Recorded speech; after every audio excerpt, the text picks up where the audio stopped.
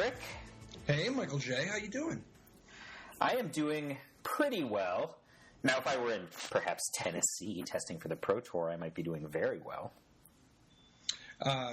Yeah, I mean, I do have the pleasure of being down in Tennessee testing with Team Top Level Podcast and a variety of a number of other people, often of French ancestry, and it is gorgeous. It's like in the 70s and sunny and all Tennessee-like, which is in stark contrast from the hailstorm from hell that I only narrowly escaped when I was trying to leave. Leave Denver? Yeah, it took 3.5 hours to get to the airport. There was flooding. People's their windshields cracked all over the place because of the giant pieces of hail. It was not safe to be outside for a period of time. Oh my gosh! It was a little crazy, but fortunately I'm unbelievably lucky. So that when it takes me 3.5 hours to get to the airport, my flight is also delayed by a few hours, and everything worked out. So, when you say you're in Tennessee testing with Team Top Level, would that include World and now Grand Prix champion Brian Braun-Duin? He is not here. I only just got here, and I know there's some more people who are coming tomorrow. But yeah, Brian Braun-Duin, one of the members of Team Top Level. Excited to see when he. I actually keep in mind. They don't tell me anything. I don't know what's going on because I just got here super late last night. So you've kind of caught me at a early in the whole experience. Well, all I have to say is it seems like that guy might have the limited tech. So. Oh yeah. He won the Grand Prix 15 minutes ago. Yeah, I know. No, 15 minutes ago. It was more than 24 hours ago. But not much more than 24 hours ago. Tennessee's beautiful. Super good luck to all you guys. Is Tennessee also a haven of fried chicken? I don't know. I'm not really one to judge. They have fried chicken here, but I think that's the case in many places in the U.S. All right. Yeah, I don't think it's particularly so here compared to a variety of other places. Fair enough. So, Patrick, we didn't have an Open or a Grand Prix in Standard or anything like that. There were a bunch of limited events, even modern events, but there was a Pro Tour qualifier in Richmond, Virginia this past weekend. Wonder if you had a chance to check out some of those results. Yeah, victory, Dylan Donegan. Another check mark for the bad guys. Mardu Vehicles with Glorybringer out of the sideboard, but Archangel Avacyn main deck, and Cut to Ribbons making another appearance. Just one Cut to Ribbons in the main deck, one Cut to Ribbons in the sideboard. This is an interesting version, I think. Very classic, I think, in the main deck with just that Cut to Ribbons and then some Canyon Sloughs. But then, what do you think about this split between Archangel Avacyn, main, and Glorybringer, and not very many Glorybringers, right? Especially with the Miser's Glorybringer. Yeah, with Mardu Vehicles being kind of the deck to beat, I thought maybe Glorybringer might be more popular. I guess Archangel Avacyn does a lot of the same things sometimes, right? Yeah, I do like the Glorybringer side of it, though. I think Archangel Avacyn also great, but man, I think Glorybringer is super, super, super great. Yeah, it's something special. I think it's a really tactically interesting card because a lot of these cards you just tap out for them whenever you have enough mana, and when you're talking about a 5 casting cost card, that's often on a schedule that you're not determining. But Glorybringer is the kind of card that I think you get some benefit for holding back, right? If the opponent's got Archangel Avacyn, you can kind of let them go first and then Glorybring it away. Obviously, there's kind of the scripted fight with Gideon. Do you think that Gideon play pattern might change? People just +1 Gideon instead of making a token in fear of Glorybringer? Is that even a thing that they'd consider? Oh, not only do they consider, they should do it sometimes. And I don't think enough. I think that's going to be one of the. I think it's going to blow some people's minds when they this upcoming weekend when they see on camera some pros just dropping Gideon and then plussing in the same turn. Like I think it's got to be a part of your playbook. It's not like you don't just do it all the time, but that's got to be part of the playbook because there are a variety of decks where if you get Gideon up to 5 and they have the Glorybringer, it obviously puts a hurt on him, but you can actually keep Gideon around. I mean, you can, like, maybe after Glorybringer hits Gideon, go ahead and cut him to ribbons and still have a Gideon. Oh, sure. Like, that's worth a lot more than the 2/2 that's just going to die to the Glorybringer anyway. Yeah, I mean, the amount of tempo that you're talking about exchanging, as well as just keeping such a significant threat. Yeah, and it's not like you're not going to – there isn't some other value to it. You know, like in addition to the surviving any potential Archangel Avacyn or Glorybringers, you being at 5 gives you options down the road. Like even if they don't have the Glorybringer, you can potentially make an emblem and keep your Gideon. You know, like it is of value. You know, and obviously it's very common to make a 2/2 and then start attacking with Gideon and then be able to make the emblem. But being ahead of schedule.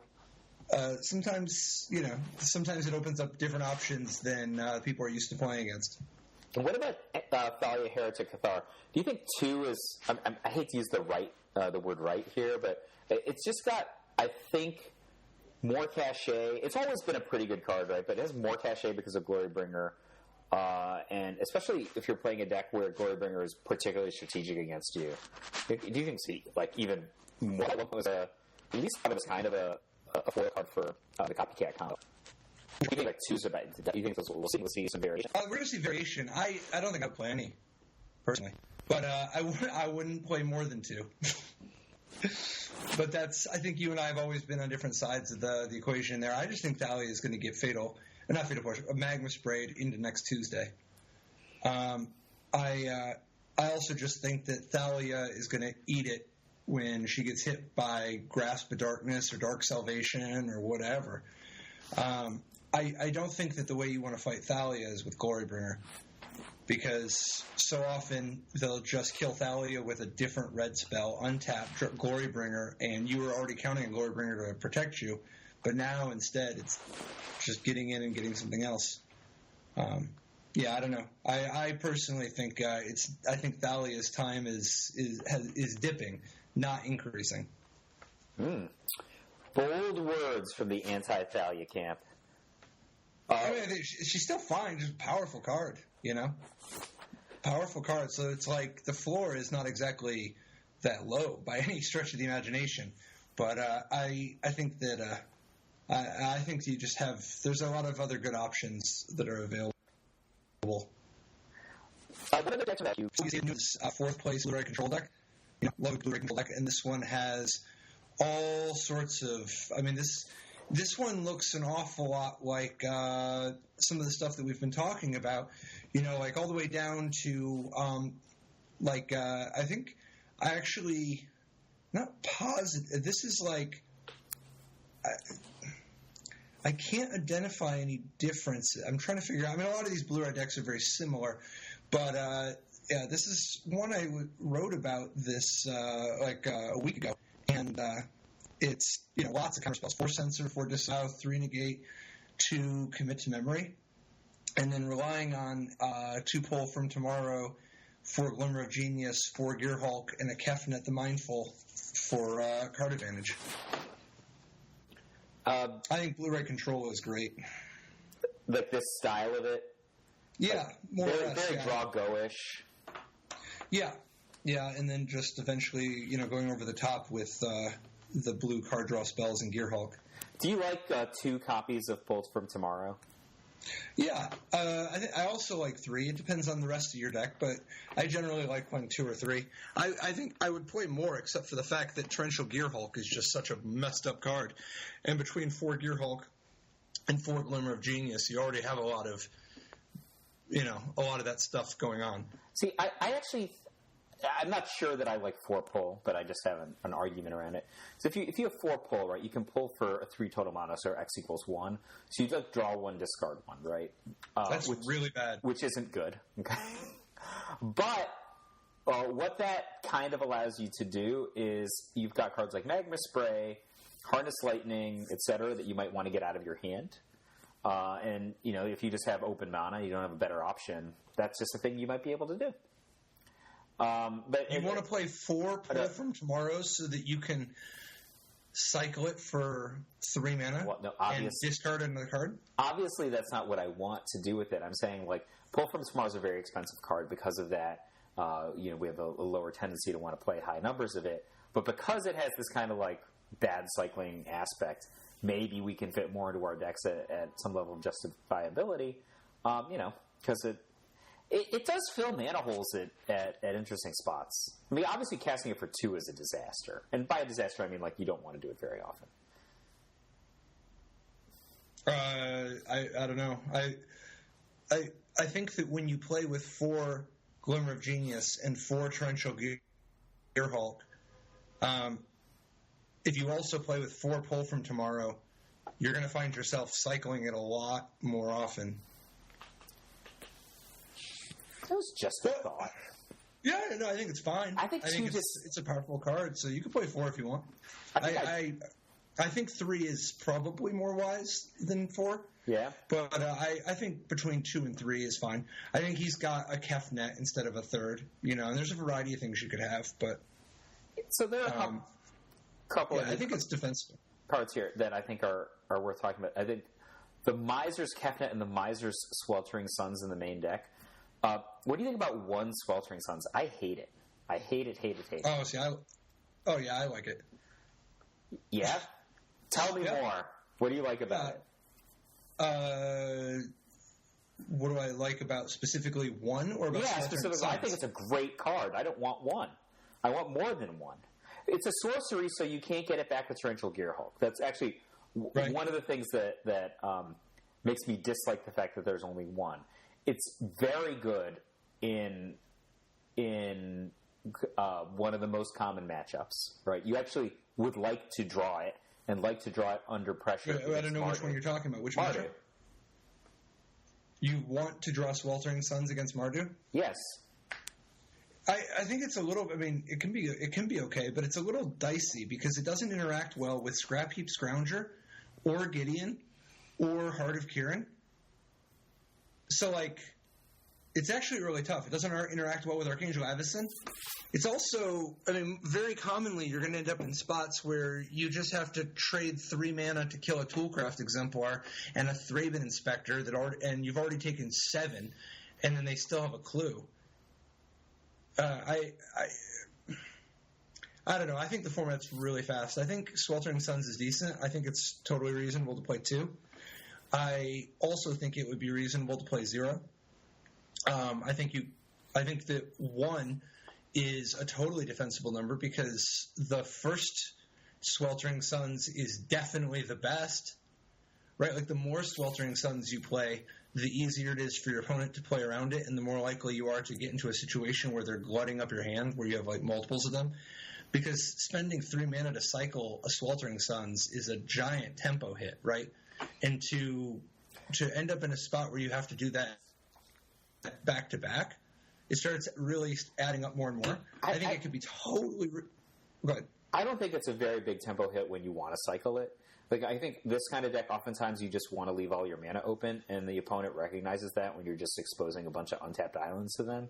And so they just do nothing. You do nothing. It's way better to cycle a Sweltering Suns into your next land drop than do nothing.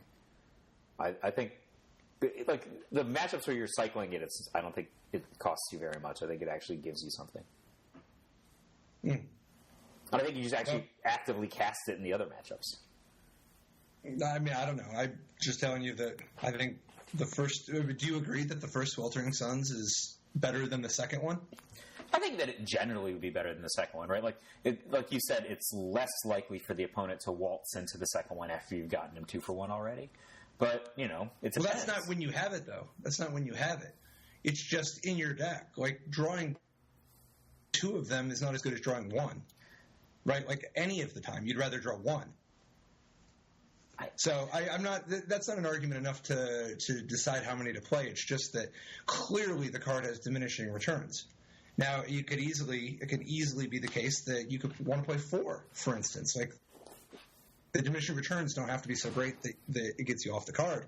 It's just, in my experience, you don't have all that mana laying around all the time. Like you already put your mana to good use. Yeah. I'm trying to wrap my head around this. Like some of the arguments against Sweltering Suns being very good, like with Scrap Heap Scoundrel, for example. The problem in my mind is that I think I'm very happy to get like a Toolcraft Exemplar and a Scrap Heap Scoundrel before they've done too much damage to me with Sweltering Suns. Not because I think it's going to permanently deal with the Scrap Heap Scoundrel. It probably isn't.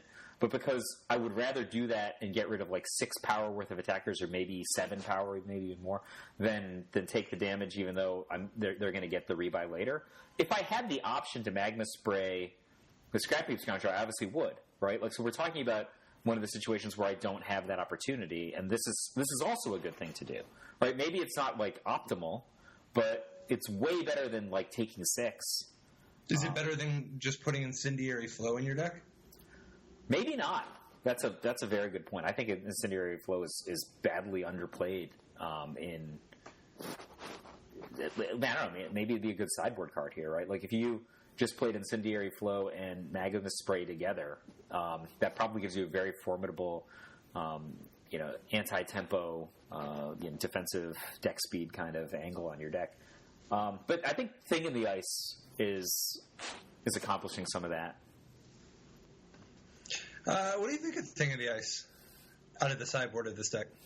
I think that if you're going to go in this direction, you should go harder. I have a fair amount of experience playing kind of that semi-transformational French sideboard of Thing of the Ice and Nibelus of Frost, and I went back in the original Dynavolt Tower deck, which 2 Pro Tours ago days.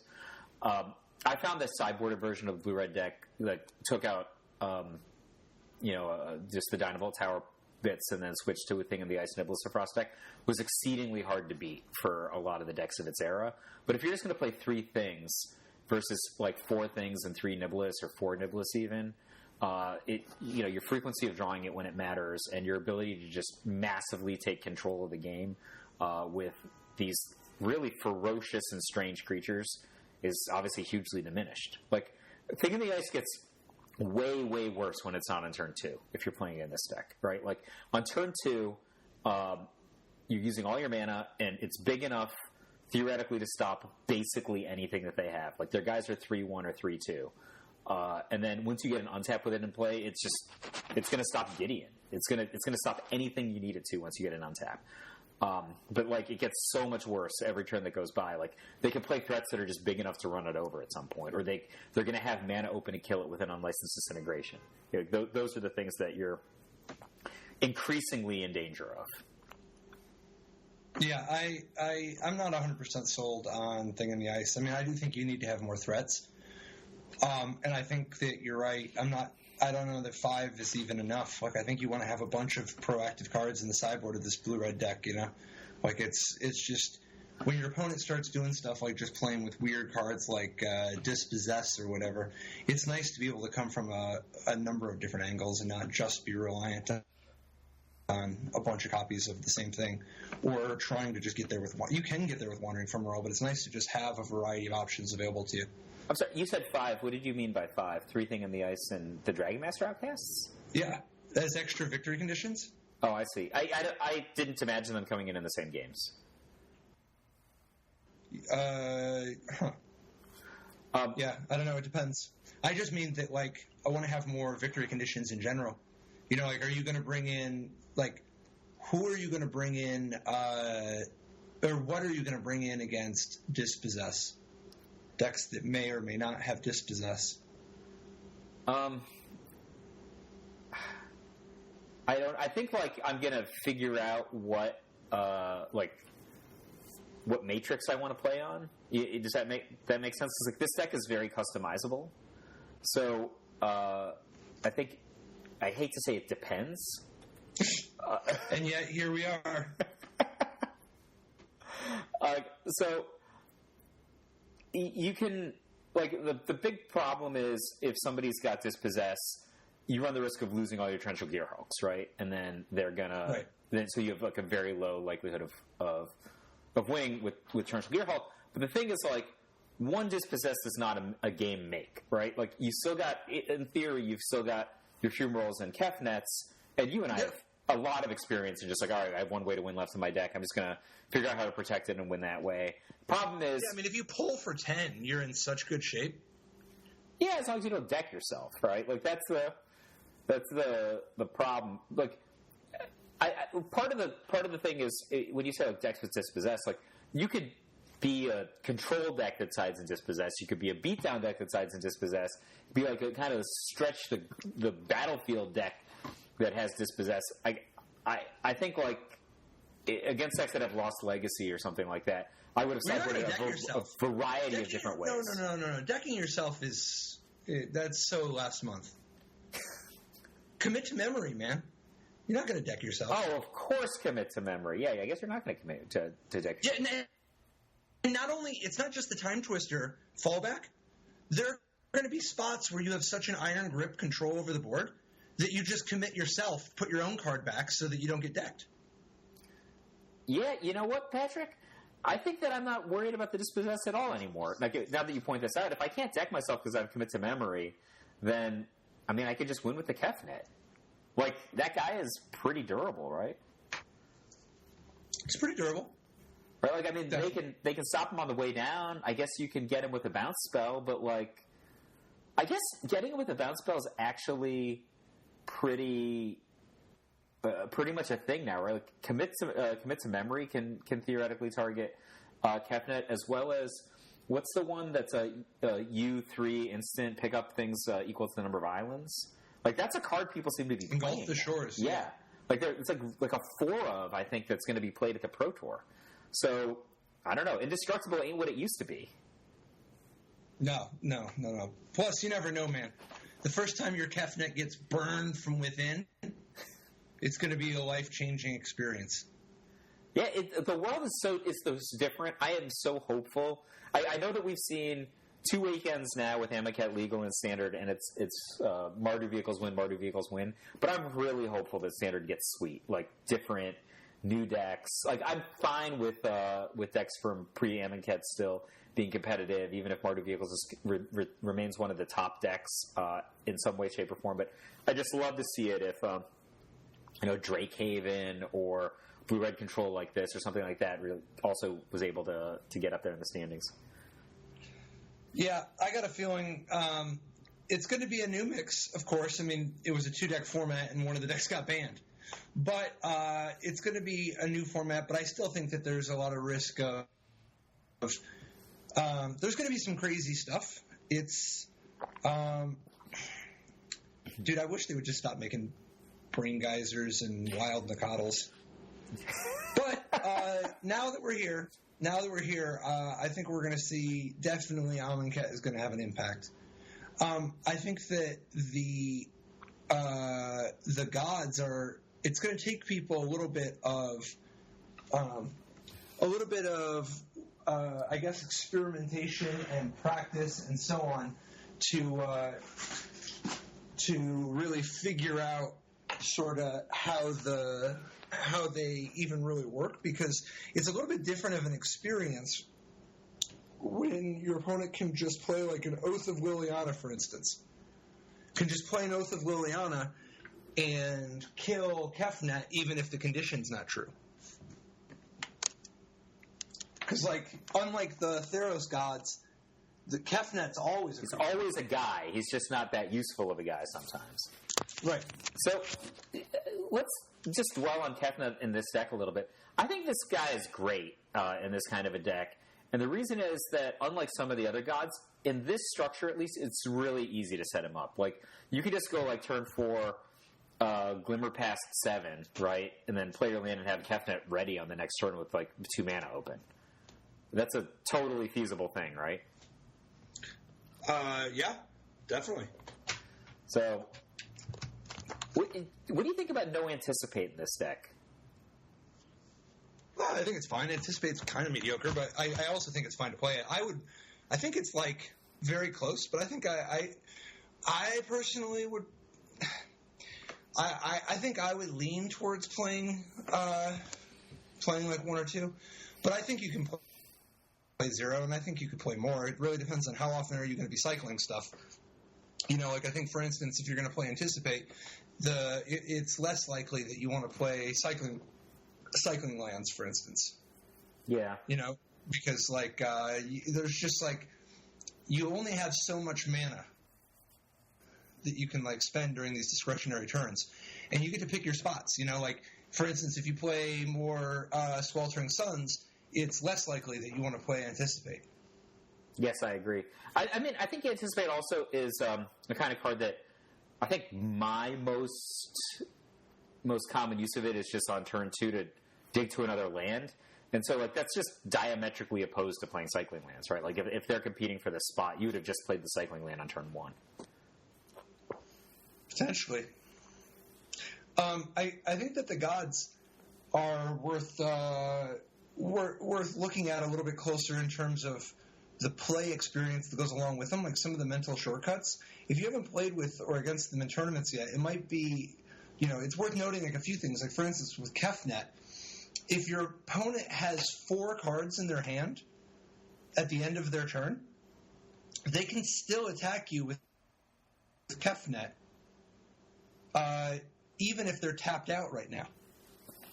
Like, if they just play Kefnet, don't have the mana to use it, and only have 4 cards, because they're going to draw for their turn going up to 5, and then they're going to draw off Kefnet going to 6, and then they can bounce the land going to 7. So they are potentially threatening to attack even if they only have 4 cards in hand. And what's more, if they pass the turn with 4 mana open, even if they have only 2 cards in their hand, they can still potentially attack you with Kefnet next turn. So it's important to just get used to the pacing, because I think Kefnet sneaks up on people sometimes where they don't totally walk through the permutations. There's also some kind of interesting counterplay with Kefnet when your opponent has exactly 7 cards in their hand, and then they want to attack. Before they declare Kefnet as an attacker, but inside their attack step, you might cast whatever spell that you really care about to see if they counter it or not. Because if they do, then they won't be able to attack with Kefnet. Well, that's tactically very interesting. Another one is when you Kefnet, it's important to remember that you don't have to choose if you're going to bounce a land until after the card draw results. So, like, let's say that you have 6 mana, and you know that you want to play a card that you want to have disallow mana open. If you don't have a land in your hand, you can actually Kefnet activate, and then if you draw an untapped land, great, don't bounce a land. And if you do draw an untapped land, if you don't draw an untapped land, then you want to actually bounce your own land, like maybe your Aether Hub or whatever. Whereas if you do actually draw an untapped land, you don't need to. Yeah, so it's nice to have the information before. You can bounce an untapped land and then replay it, still have UU1 open. Right. So I think that one of the things that's really interesting about Kefnet in particular is because it has both flying and indestructible, there's like a bit of a Moloku to it, right? So you can... Do you remember back in the day where you just have Moloku and then you're like all in, picking up all of my lands, and then you just want to fireball people over the course of a couple of attack steps with it? Even if it seems like a reckless play, it's just so often just going to kill them because you have so much power spread across such a hard way to stop that power from coming in. Being indestructible and flying, Kefnet just implies 4 turns to a kill, right? Just by being there, and so like you could just race. And you could potentially play defense for a turn. Like the situation you're talking about where they have 4 mana open, for example. You get 1 turn on a race in. Do you think Kefnet race? I actually like Kefnet racing with Renewed Faiths, or Kefnet racing with what's that fog card that cycles? I think that might be might be a thing. Like you have a control decks on Plan B, or just like 3rd turn Kefnet. Let's go. I think that's a really I don't think that's gonna. I don't think that doing it so fast is likely to pan out very often. But it might be part of your range. It's just that there's so many people who have incidental ways to interact with that. Like for instance, cast out. Yeah, of course. So it's also good. Well, I don't know. Like, yes, I don't think that it's Plan A, right? So, like I said, I think it's like a very Plan B thing. I'm just recalling this game I saw John Finkel play once, where he unmasked his opponent on the first turn. So he saw like his opponent was playing a weenie deck, right? So he theoretically had blockers, and he just did the math, and he's just like negator, and then he just attacked 4 turns to the kill, and he's just like, this is like a really unusual line, but I had knowledge of what plays he could make, and those plays didn't stop me from killing him, 4 turns in from now, because he had so much information from the unmask.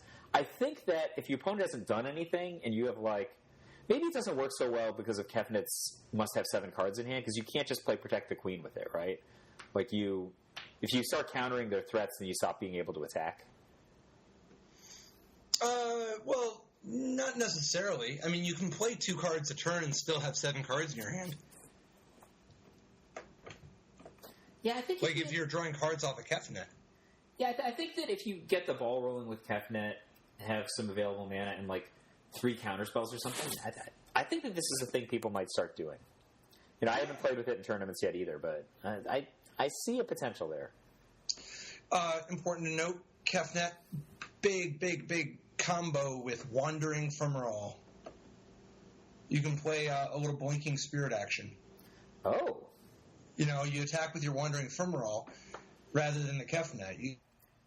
Because you don't necessarily even have those kind of cards, but you might attack with Wandering Ephemeral. And this is obviously a late game thing, because you need to have 9 land in play to pull this off. But if you leave 4 mana open and you attack with your Ephemeral and flip it, even if your opponent has a removal spell, you can blink your guy. Yeah. That's pretty exciting, And that's not even counting the fact that you're also just treasure droving, just drawing extra cards. Yeah, I think that if I were in that spot, I might just invest the mana that the Ephemeral attack was just going to be in drawing another card. Well, it depends, right? Yeah. What if you're going after a Planeswalker? Good point. I mean, also just having that arrow in your quiver is something good to know. Mm-hmm. Yeah, much respect there. What did you think of Greg Kirkpatrick's 4th place Jund deck? This is like a sort of just, it's like a pretty straightforward green-black Winding Constrictor deck, but instead of being overly into energy, he still has the Longtusk Cub, but instead of being overly into energy or being particularly into Delirium, he's playing Unlicensed Disintegration on the splash. 4 Attune with Aether and 2 Aether Hub, 3 Evolving Wild, and a Mountain to try to help support the Unlicensed Disintegration splash, which gets kicked by not only Scrap Heap Scrounger and Walking Ballista, but also Verdurous Gearhulk and the Clues from Tireless Tracker. So this is really reminiscent from Ben Stark's deck from Grand Prix, New Jersey, right? Right. They're this is kind of a descendant of that deck. I think it's probably even better now than it was then, because that was kind of an outside the box choice when Copycat was at least arguably the best deck you could play. So it's got some ups there, and then of course we're talking about the addition of another set for the Jund deck, which means that he's going to have access to cards like Manglehorn and Prowling Shepherd that weren't there before. The Serpopard, sorry, Prowling Serpopard. Like a cat and a snake. Yeah. A Serpopard. Yeah, I'm sorry I said Shepherd. I can't imagine not saying Serpopard, but I did it. Here we are. So some kind of Hateful Threes. I don't know. Serpopard is... I wish it were more exciting to me than it is. It's but these are toys that he can bring. Actually, maybe this deck is. I haven't played the matchup yet, but maybe it's real bad against the kind of the blue-red Drago deck, and Serpapart is a good thing against a bunch of counter spells. But I don't see it being very good against like the burn spells.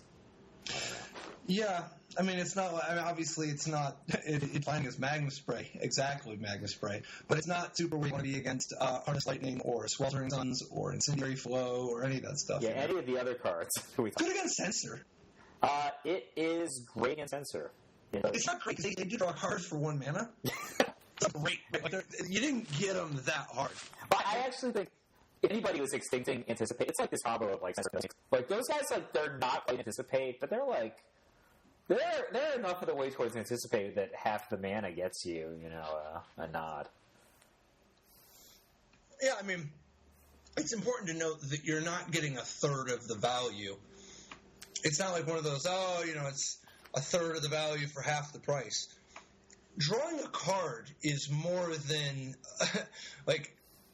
it's a disproportionate amount of the value, because what's really going on with Anticipate is that you get to look at the top 3 cards of your deck and put 2 of them on the bottom, and it's a cantrip. If you were going to rate Anticipate and say, like, 1 mana worth of the value is drawing the card, and the other mana is... drawing is worth the mana. Yeah, the mana is, like, way more... the value is way more disproportionately weighed towards the drawing of the card, and much less towards the manipulation of the top 3 cards.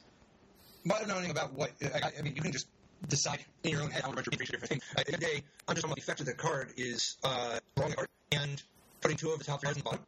And when you pay for the card, the cost is the card and then also the mana. So, like, the cycling cards also have a cost of discard. So they're not... I think it's confused with all different trips and so on, Because part of what you're paying for with the cycling cards is the option of whatever the thing below in the deck is. But you must just have some Mondo combos for discarding. It's not exactly the same thing, but like Brenda Smith's black-red aggro deck, Flameblade Adept.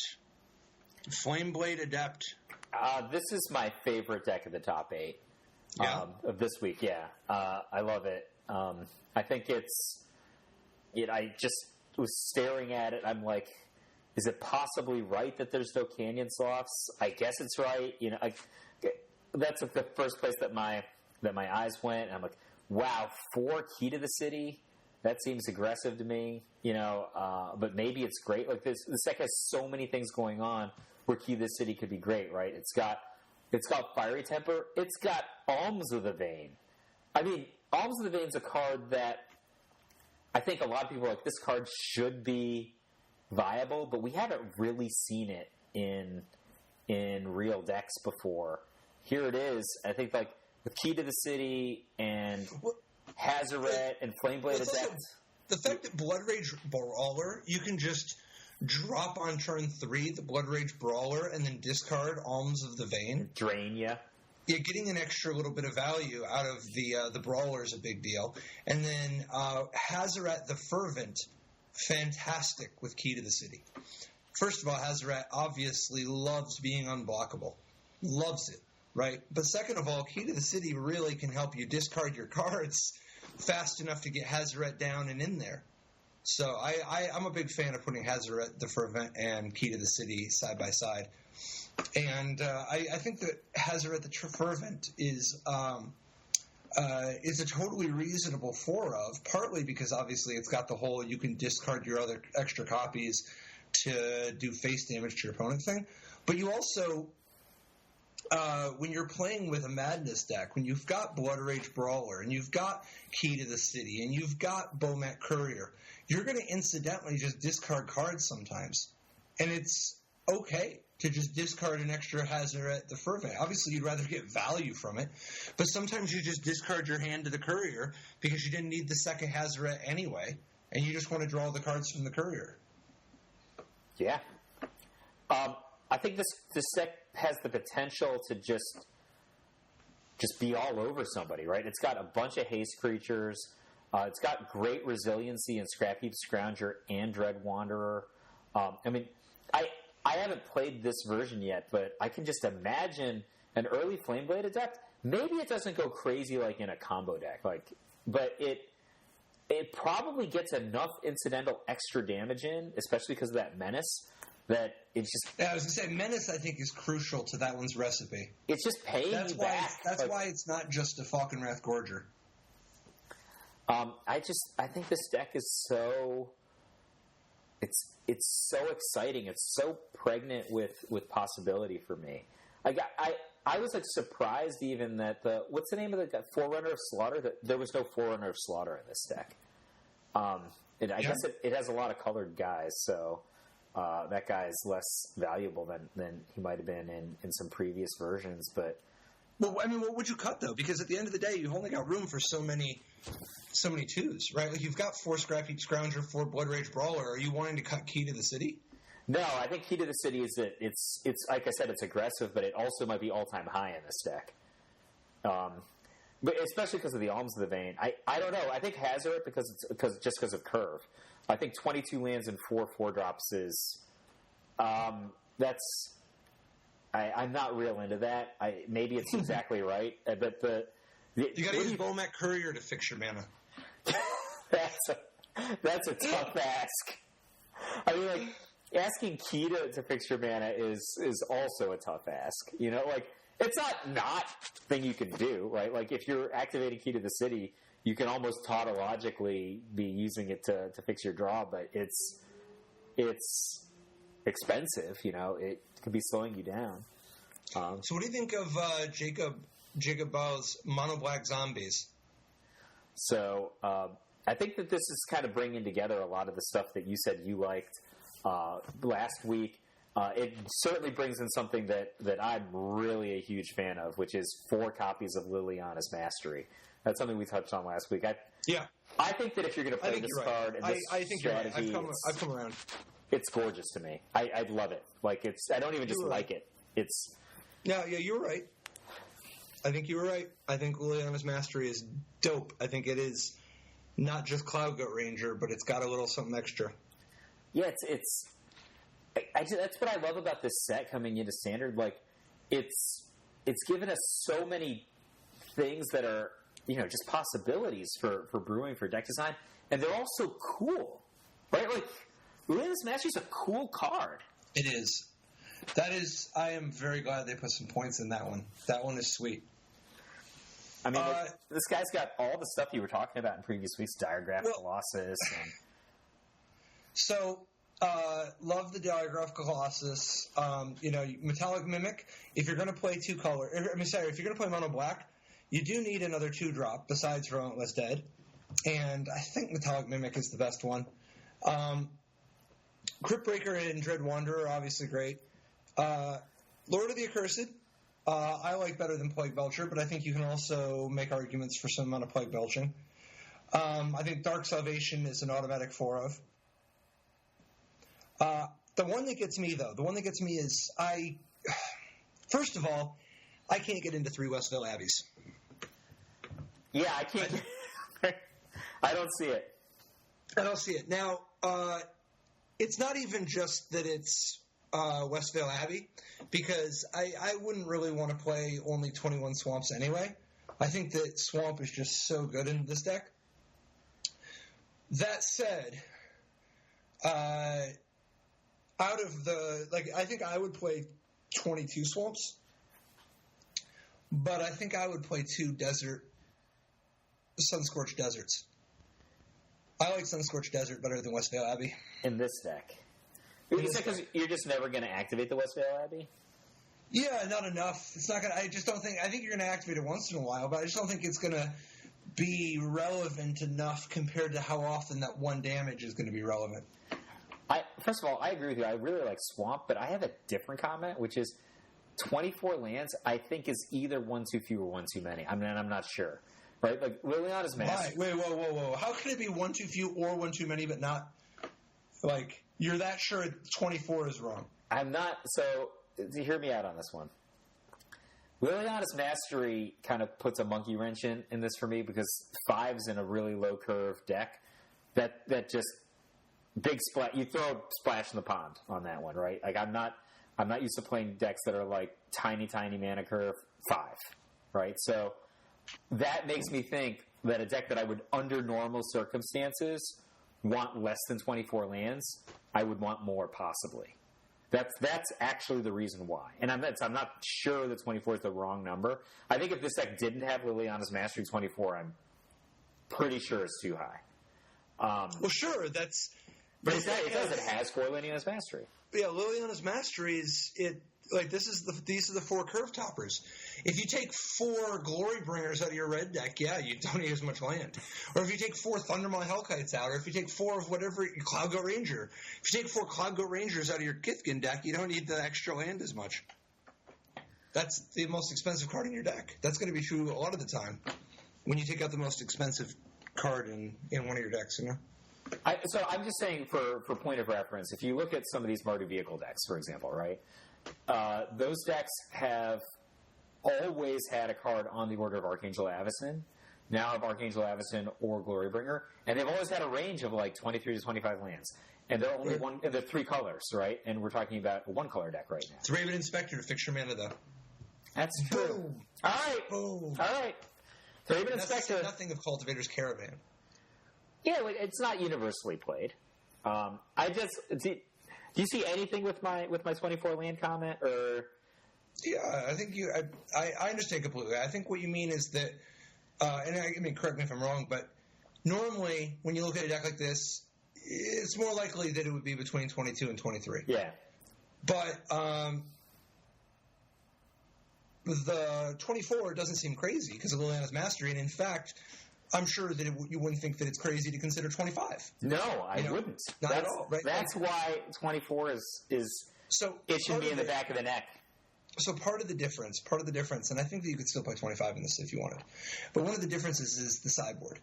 When you look at the sideboard of this mono black deck, the most expensive card in the sideboard is Kalitas, Trader of Get. Right? Like that's just... And there's a Liliana's Death Majesty. Oh, there's 1 Liliana Death Majesty. Okay, sure. So there's 1 Liliana Death Majesty and 2 Kalitas.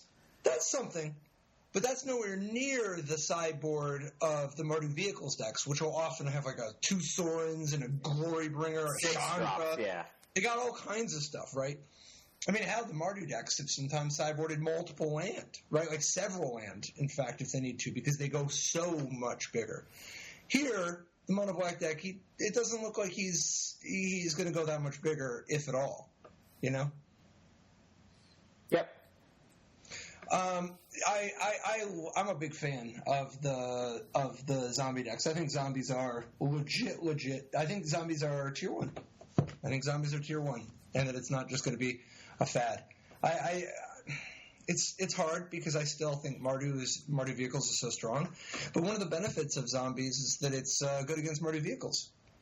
Because, let's put it this way, the Mardu deck, not great at blocking. You know, and the zombie deck is not great at blocking either.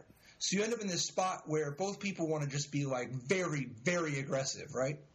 The mono black deck is more cut out for it.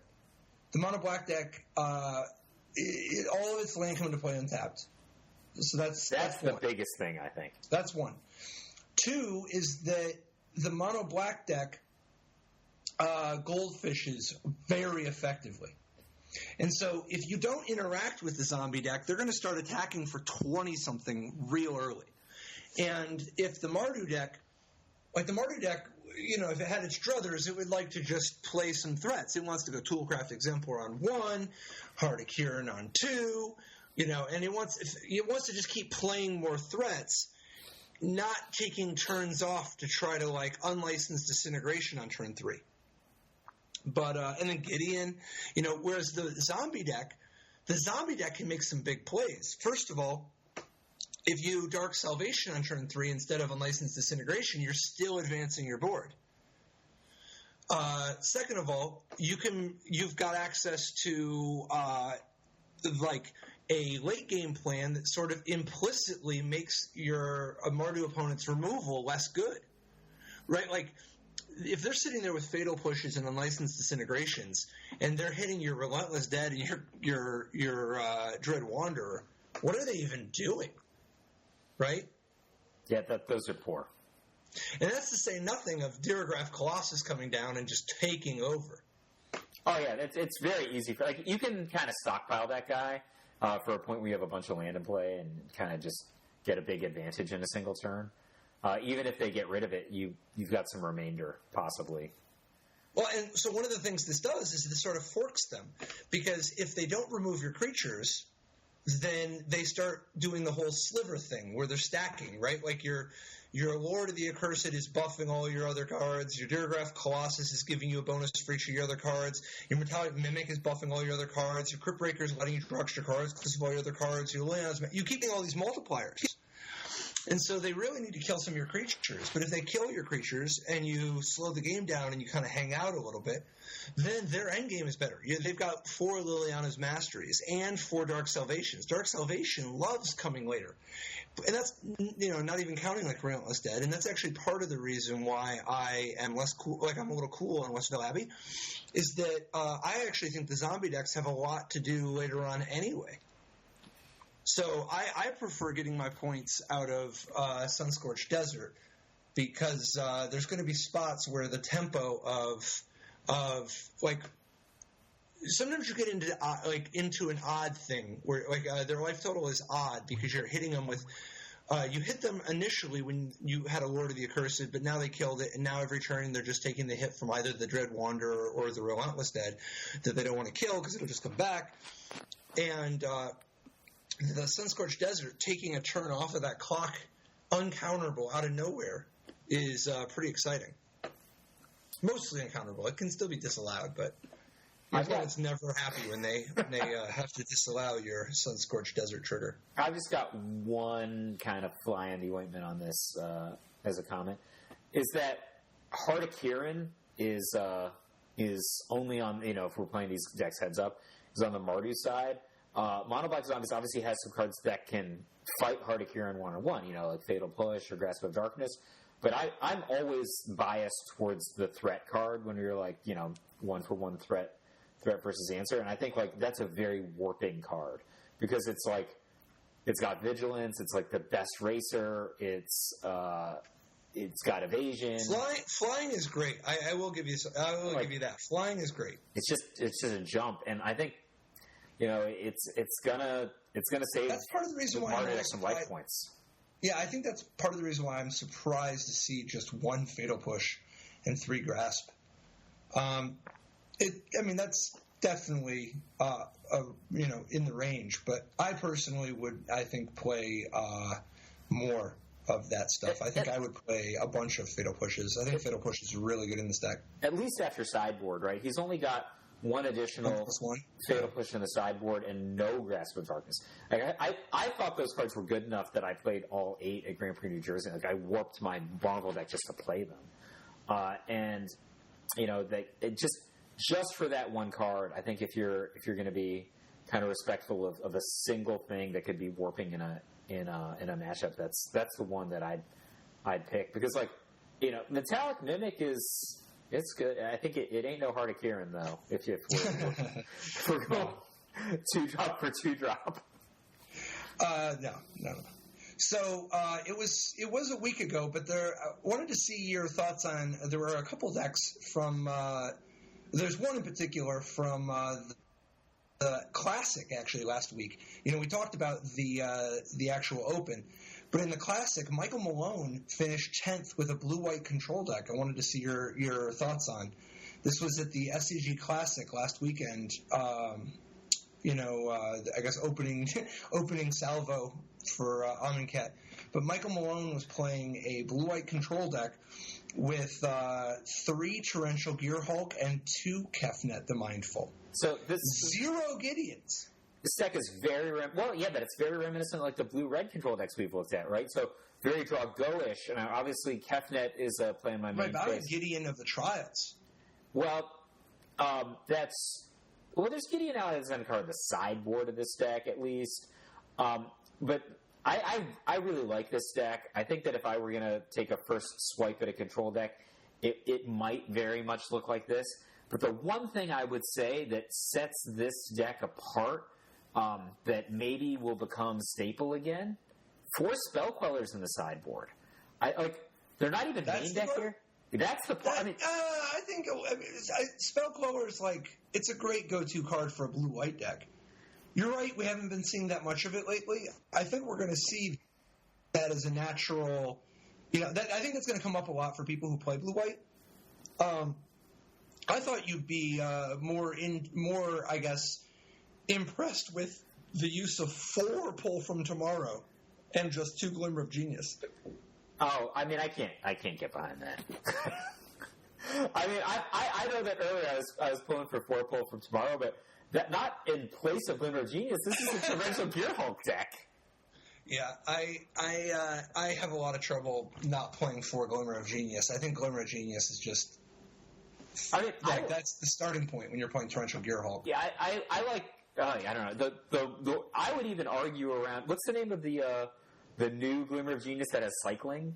I think that card is insane. That's not a Glimmer of Genius. It's whatever. It's Hieroglyphic Illumination. That's the one. I'm going to be playing a lot of that card. With cycling. Well, that card's going in a lot of my decks, and he's on the short list of awesome instances. But yes, I love. Wait, hold on. Do you think Hieroglyphic Illumination is a top 10 card in the set? Not in terms of power level. I think that it's going to be played a lot, though. I think it's like tier 2. Most played cards in the set? No, I do not. You said that it's awesome. I think it's awesome. Yeah, I also thought Nolgnaz was awesome. Like it's so you're saying it's a good time. I think there's some spots where you want to cast Inspiration. I think that it is you should be willing to pay for a different option. I think that it's a difference maker at tier 2. I don't think it's a tier 1 card because there are too many cards that are just like nakedly better than it. But there are many cases that this card is more appropriate. For example, if you're playing a Drakehaven deck, Hieroglyphic is better than a lot of the other options, right? The other thing is, even if you're not playing a Drakehaven deck, the ability to cycle it into your graveyard instead of casting it into your graveyard is highly advantageous when you're playing a card like Torrential Gearhulk. Like, you might have time to do this while doing other things. You wouldn't have had time to cast Glimmer of Genius. For example, if your sequence is 3 cast across Counterspell and cycle the Hieroglyphic in a single turn, and then do something on your turn 5, and then Torrential Gearhulk the following turn. I just always, I think about it because I think it's a reasonable option to consider. But the problem I always come back to is that if I had any space in these decks at all, I would be playing with more Pull from Tomorrow. Like, how are you so just rich on card draw that you just want to load up? I mean, maybe I can understand the first Hieroglyphic Illumination you play. I don't know that it's my jam, but I think I understand.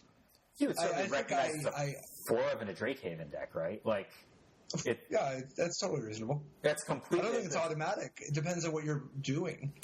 But yeah, I think in general, if I were 3 colors or less, I think I would typically play 4 Hieroglyphic Illumination in my Drakehaven deck. Yeah, I don't know, like 4 Pull from Tomorrow here. Well, it's interesting. It's not just here, because if you look at 12th place finisher Aaron Barrick, apologies if butchering the name, but Aaron's playing a very different blue-white control deck, but also with 4 Pull from Tomorrow. He doesn't have any Glimmer of Genius because he's playing just 1 Torrential Gearhulk. His primary kill is 4 Corridor of Mysteries and 2 Westvale Abbey. And he actually doesn't, even though he has Corridor of Mysteries and all that, so, he doesn't. This is not a Drakehaven deck. He's got Descend upon the Sinful and 2 Kefnet in the sideboard, as well as 3 Regal Caracal and 1 Sphinx of the Final Word. So a lot of transformational stuff in the sideboard, but 0 Glimmer, just the 1 Torrential Gearhulk, and amusingly enough, 3 Spontaneous Mutation. Yeah, so Spontaneous Mutation is a new aura with Flash. It's got the superpower of superpowers, which is it costs only a single blue. Well, it's not really. Okay, so keep going. I'm sorry. Yeah, it's got the text: enchanted creature gets -X/-O, where X is the number of cards in your graveyard. So this is actually a pretty interesting card if you don't care about creature interactions, or whether or not they actually have a body, right? Like it's horrible to have this card in your deck if you're playing like an Oath of Liliana deck, right? Just as an example, because then they would just sacrifice a creature that has spontaneous mutation on it. It's also not very good against utility creatures, right? This is a very poor answer to Dragon Master Outcast. Yeah, because, I mean, like, obviously this card's been around, but I think what really held it back was the existence of Felidar Guardian. Yep. You know, like, you don't want a spontaneous mutation your opponent's Felidar Guardian in response to their combo.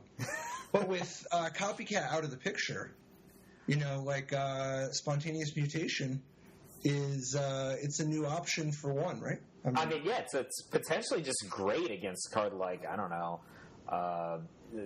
just like one of the 3/1 or 3/2 guys that people play really quickly. It's great against like any random 2-drop. Just keeping damage off of you, as long as you just don't care, right? And like if you're going to win this guy with Curator of Mysteries, or you've got Fumigate or whatever. Anyway, it's going to mop up. I think it's fine. I think this card gets like increasingly bad.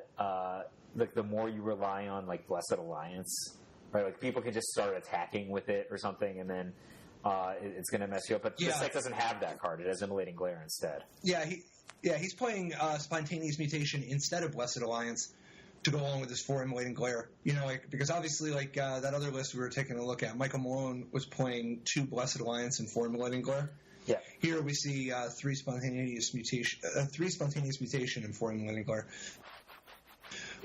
Something I wanted to point out with Spontaneous Mutation is, first of all, it is obviously attempting to fill a little bit that Fatal Push Magma Spray slot that Blue-White is so jealous of Blue-Red and Blue-Black.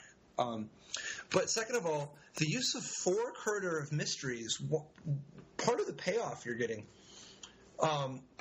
with 4 Cast Out, 4 Censor, and 4 Curator of Mysteries is the ability to use Spontaneous Mutation early on and be proactive about it. Because if it were not for these cycling cards, if you put down Spontaneous Mutation on turn 1, your opponent could just not cast anything and hit you. Yeah. And your guy's you're not shrinking his guy at all. But if you have access to some cycling cards, you can really punish your opponent for trying in any way to play around it. One of the things I like about this deck, because I think in the abstract, I like this deck, just completely irrespective of other factors. I like this deck the least of the different control decks we've talked about, but it has one really big advantage, which is that if you're playing against other slow draw-go-ish type control decks, the ability to not get your card draw countered, right? Like you're just using Curator of Mysteries to get through your deck, hitting your land drops consistently, and then winning with a Westvale Abbey is actually really hard for them to deal with, I think. Right? Like, it's like kind of the old counterpost. And like you could just go completely, flip on them possibly, and you're always going to have like a great hand. Like this deck is built to if you give it enough time, it's just always going to have a great hand. I think Westvale Abbey is also kind of interesting in a deck that has Spontaneous Mutation and Fumigate. Because, like, Spontaneous Mutation obviously makes the creature still sit and play. And just like you don't like Spontaneous Mutation with Blessed Alliance, I'm sure you do like Spontaneous Mutation with Fumigate, where you're going to get that extra little life payoff. Yeah, just a little bit extra. But that little bit extra really adds up when you're playing Westvale Abbey, because one of the real costs to Westvale Abbey is as your life total starts dwindling, the options available to you for how many clerics to make gets lower and lower. Fumigate gives you a great way to regain lost life so that you can actually Westvale Abbey again in the future. I completely agree. What do you think about Sphinx of the Final Word? We've seen this sporadically in blue decks, and here there's a 1 copy in the sideboard. This is the kind of card I never get behind this. What do you think? So I like Sphinx of the Final Word. I like Sphinx of the Final Word in the abstract. I like it a lot less in blue-white than I do in blue-black or blue-red. You see, Sphinx of the Final Word doesn't make all your spells uncounterable. It only makes your sorceries and instants uncounterable. So one of the advantages of playing blue-white is also one of the reasons it doesn't work as well with Sphinx, which is your other permanent types. Blue-white gives you access to things like Cast Out. It gives you it gives you Gideon. It gives you like the enchantments and the planeswalkers are. That's like why I play blue-white in the first place. compared, Gideon's Intervention is another one, and I'm a big fan of Gideon's Intervention, but it doesn't. I agree. I think that's the Sphinx doesn't work right with those. Now you can still, you make your counter spells uncounterable, and that's fine. But I do think though that if you're going to have like a bunch of threats in your sideboard, one of them being a Sphinx of the Final Word, yeah, it makes sense to me. It's confusing to me what is supposed to be the intent here anyway, because I have so much trouble playing just one Torrential Gearhulk. I feel like Torrential Gearhulk is just like the best card in the format. So it's that card's a 3/4 for me. A 3/4? Yeah, so I play 3 or 4. Why would you play 3 or 4 of the best card in the format? Sometimes you don't want to play 4. I don't know, man. I would play 6, and it's a 6-drop. I think Torrential Gearhulk is a messed up card, but I agree. It's very good.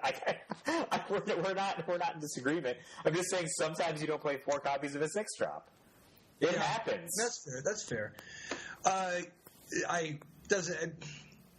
In my heart, I know I would never do that. I would never not play 4 Torrential Gearhulks. It's like playing less than 4 Primeval Titans. I played 3 Kigas once. The first deck that won with Wolfrun, Wolfrun only had 3 Primeval Titans. And I got in a big argument with Kibler. I said, I think that there should be 4 Primeval Titans. He's like, no, 3's the right number. When Kibler won that Pro Tour, there were 4 Primeval Titans in his deck. True story. Yeah. What do you think of Regal Caracal on the transformational sideboard? It makes no sense to me, and I love that card. I think it's a great card. I can't wait to play. I've been toying around with cat-based decks. Whatever the new 2 casting cost 3/1 cat I have in a deck. First of all, I can crew a Heart of Kiran. I'm like, oh man, just all kinds of Regal Caracal combos. I tried the 1/1 cat that has flashback. I love it. I think it's a great card. I don't know. It doesn't make sense to me in this deck.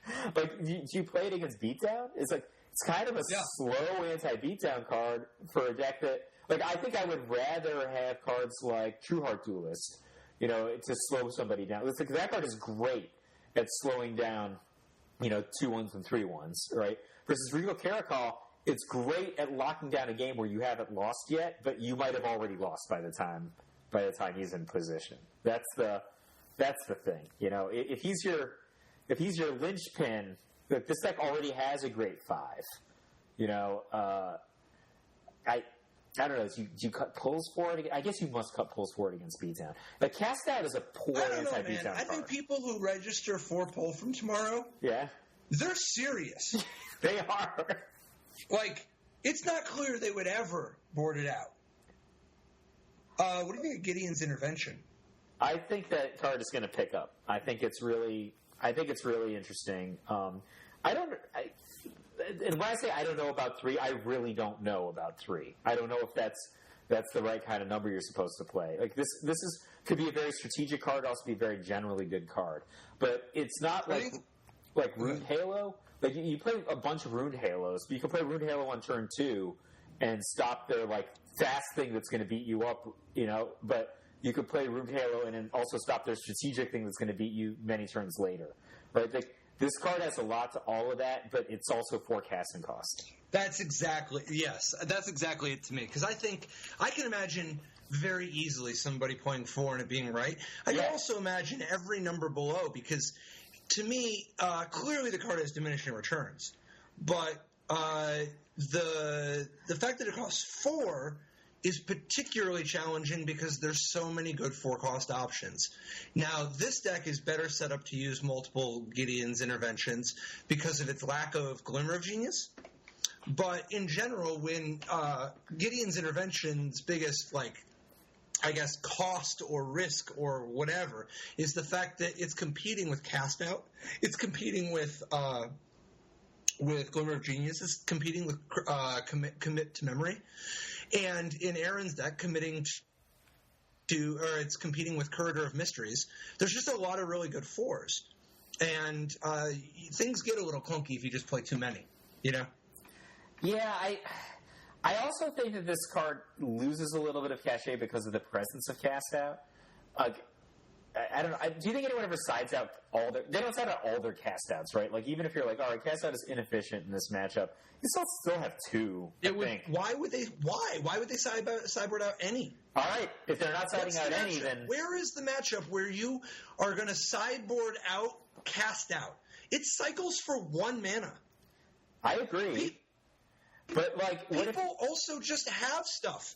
Right, like, okay, I would sideboard out cast out if I were playing like a Mardu deck and I'm playing against, like, if you're playing like some sort of if you're playing against an aggressive deck, you might sideboard out your cards that are too slow.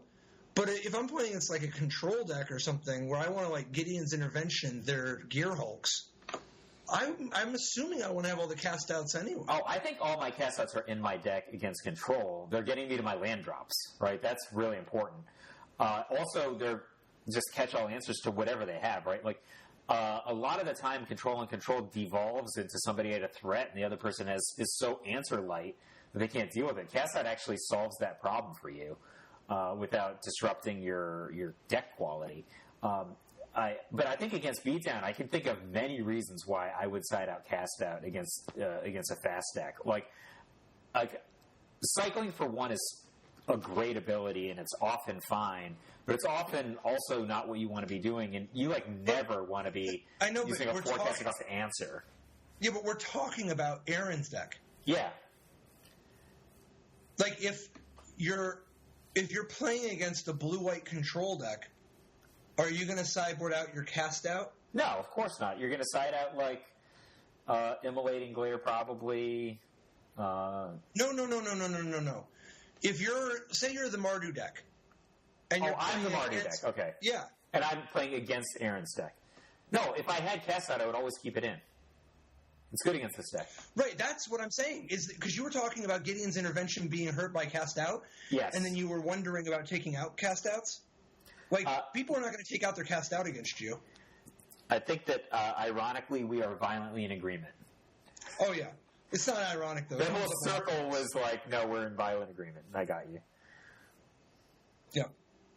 So, I don't know, man. I think that this Pro Tour, it could break a couple different ways. But, man, Torrential Gearhulk, man. I don't know, man. I'm thinking Torrential Gearhulk or Glorybringer or Ishkana. Those are kind of like... You could play all of them. They could all go in your deck. You could have like a high-end menagerie. Oh, now you're the devil. Tell you what, Patrick, you could cycle like a cast out and a curator and like break in. You're going to have to be breaking in Evolving Wilds, let's be honest, for this deck.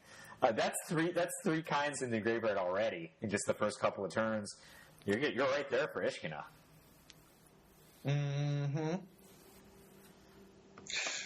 All right, dude. Well, I gotta get back to testing here.